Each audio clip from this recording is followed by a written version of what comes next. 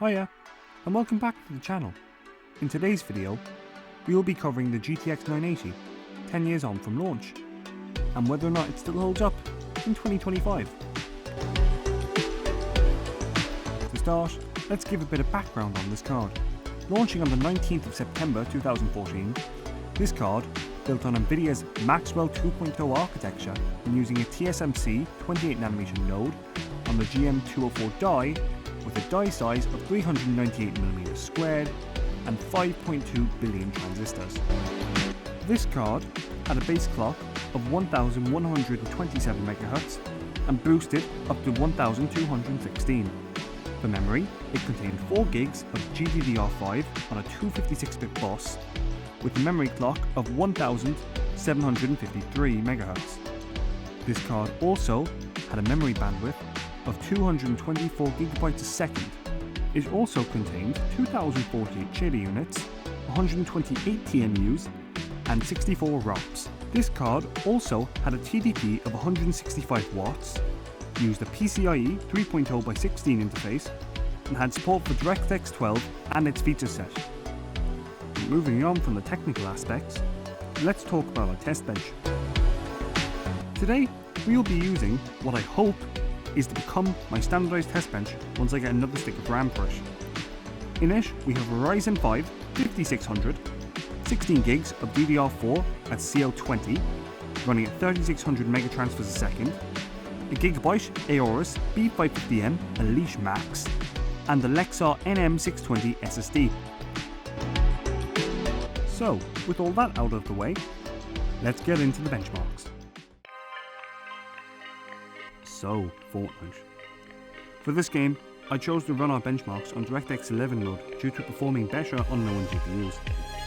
I also chose not to use FSR due to my previous stated beliefs that pure raster performance is a lot more impressive for these older cards. So, for our epic preset runs, at 1440p we saw an average of 44 FPS with 1% lows of 24, while at 1080p we saw an average of 66 FPS with 1% lows of 37. And on our medium preset runs, at 1440p we saw an average of 77 frames a second with 1% lows of 50, while at 1080p we saw an average of 113 frames a second with 1% lows of 63. Overall, for how much this game has changed, we still see an impressive performance from this card, especially on the medium preset. I do think in this game, at least, this card holds up very well, with little stuttering during gameplay.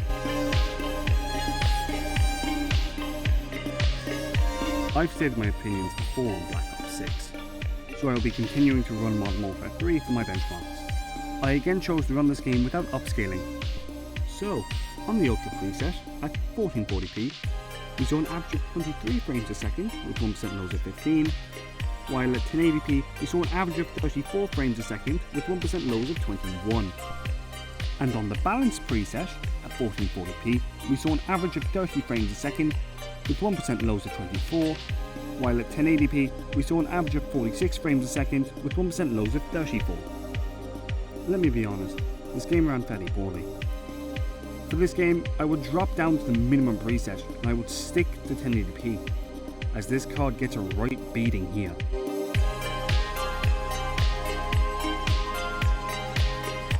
Okay, so CS2. This game is great for benchmarking cards like this, because it's optimized to run on as many systems as possible. It's also highly popular with people who have weaker and older systems. So let's see how this stacks up. Like Fortnite, we didn't use FSR for any of these. On the high preset, we saw an average of 87 frames a second with 1% lows of 42, while at 1080p we saw an average of 123 frames a second with 1% lows of 65. And on the medium preset, at 1440p, we saw an average of 124 frames a second with 1% lows of 62, while on 1080p we saw an average of 176 frames a second with 1% lows of 95. If I was playing this game, I would personally stick to the medium preset, but even on high at 1440p, this game still ran well.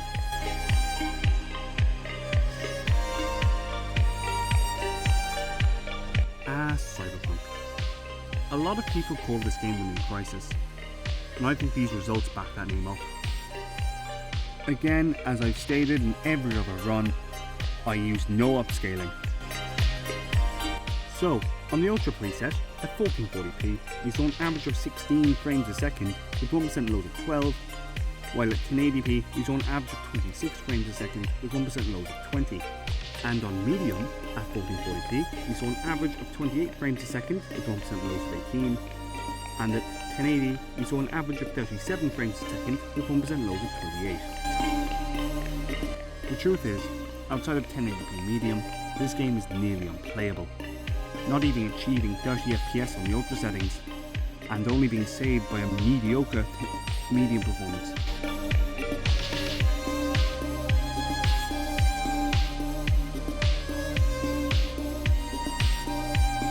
So, for hat in time, I'm just going to skip the waffle and get on to the numbers. So, on the very high preset, at 1440p, we saw an average of 85 frames a second with 1% lows at 51, while at 1080p, we saw an average of 119 frames a second with 1% lows of 66. And on the standard preset, at 1440p, we saw an average of 99 frames a second with 1% lows of 57, while at 1080p, we saw an average of 129 frames a second with 1% lows of 66. Overall, this game ran fine, and I don't think you really need frames for this game as long as you get 60.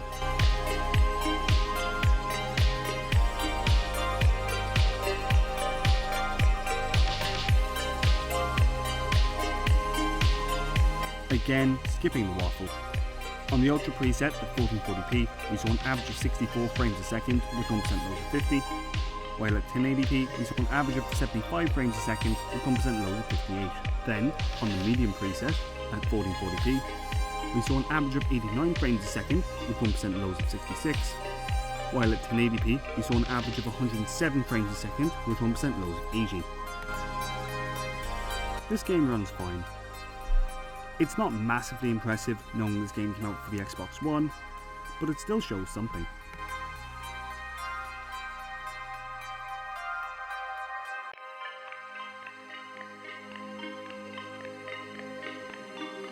So now we have Crusader Kings 3 replacing Hoi 4 on our benchmark, as it's a lot more graphically demanding than Hoi 4. I also chose to run this game on DirectX 11 mode rather than Vulkan. So, on the high preset at 1440p, we saw an average of 60 frames a second with 1% lows at 49, while at 1080p we saw an average of 86 frames a second with 1% lows of 84. On the medium preset at 1440p, we saw an average of 77 frames a second with 1% lows of 75, while at 1080p we saw an average of 117 frames a second with 1% lows of 98. Overall, this game ran well. While it is CPU bound due to it being a grand strategy game, I still feel this card managed to run it very well.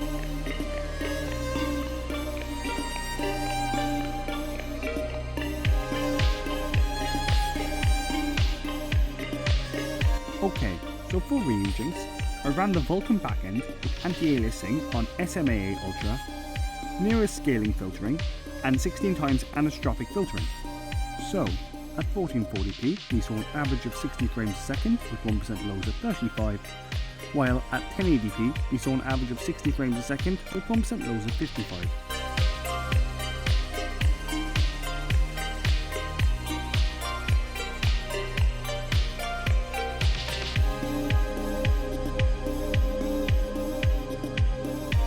So, for Firmark, I used the Vulkan rendering and ran it on full screen.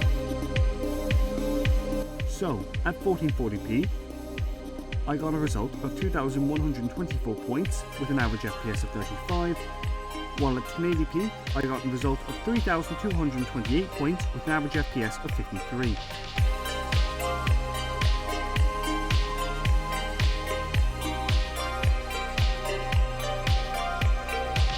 And for the Blender benchmarks, I'm just going to put them up on screen so I don't have to put the effort to actually read them all out.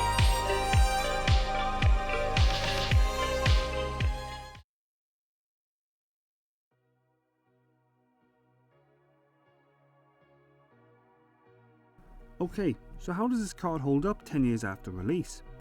Personally, I'd say if you're using lower settings, I think it holds up very well.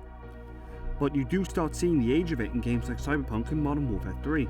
I personally think that if you have very little money to spend on a GPU, nvidias GTX 900 series really should be a minimum, as if you go any older, you don't get full support for DirectX 12, such as you see in my GTX 770 video, and 10 series, while having better performance, is still a good bit more expensive in a lot of cases.